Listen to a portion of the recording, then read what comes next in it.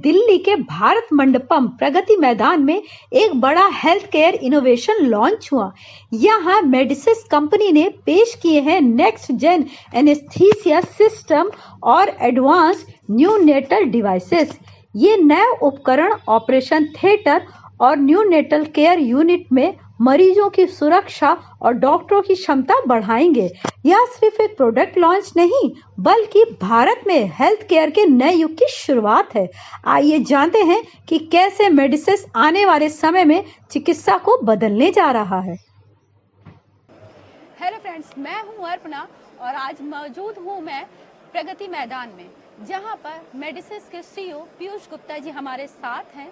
आइए जानते हैं कि आज उन्होंने कौन सी डिवाइस लॉन्च करी है और उसके क्या काम है।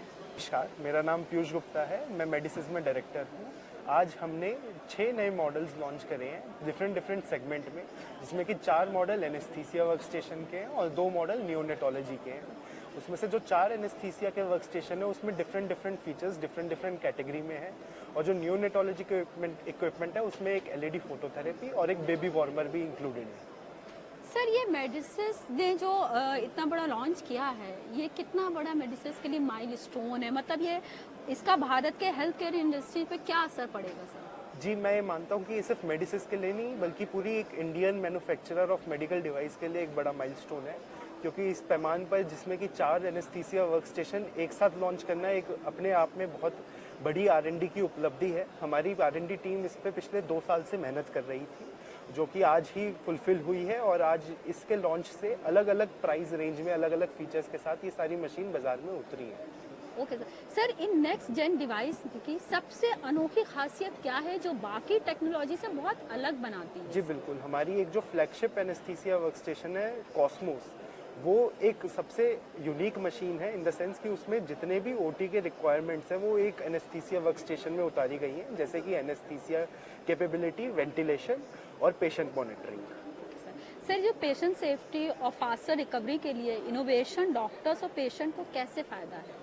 इससे बिल्कुल फ़ायदा होगा। जैसे कि मैं आपको कह रहा हूँ, हमारे फ्लैगशिप में पेशेंट मॉनिटरिंग, वेंटिलेशन, एनेस्थीसिया सब साथ में है, तो उससे एक एनेस्थेटिस्ट को और एक ऑपरेशन थिएटर सर्जरी कर रहे होते सर्जन को सारे पैरामीटर्स साथ में ही एक स्क्रीन पे दिख जाते हैं, जिससे कि वो ज़्यादा बेहतर मॉनिटरिंग कर पाते हैं पेशेंट की ड्यूरिंग सर्जरी, और उससे पेशेंट भी रिलैक्स रहते हैं कि ज़्यादा जो कंप्लायंस होता है, रिस्क होता है एक एनेस्थीसिया सर्जरी में, वो एलिमिनेट हो सके, वो मिनिमाइज किया जा सके।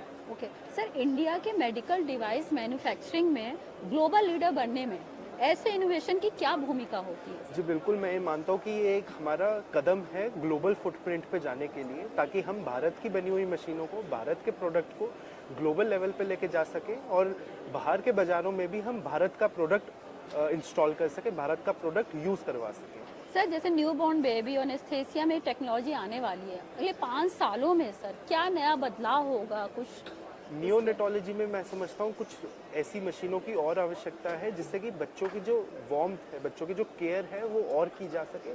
हमने इसका भी ध्यान रखते हुए दो मशीन ईजाद की हैं, एलईडी फोटोथेरेपी और वार्मर, उसमें भी पूरा उसका केयर रखा है। बट हमारी R&D ऑलरेडी आगे भी चल रही है, जिससे कि और ऐसे प्रोडक्ट जिससे कि बच्चों को केयर दी जा सके, उनमें हम काम कर रहे हैं। तो हेल्थ सेक्टर में ये थी कुछ नई डिवाइस के बारे में। अब नेक्स्ट वीडियो में फिर मिलते हैं, तब तक के लिए धन्यवाद।